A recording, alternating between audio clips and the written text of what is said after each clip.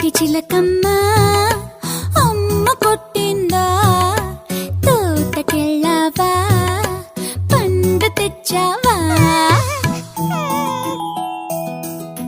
గుడ్లు పెట్టావా గుటుక్కుమన్నావా గుడ్లు పెట్టావా గుటుక్కుమన్నావా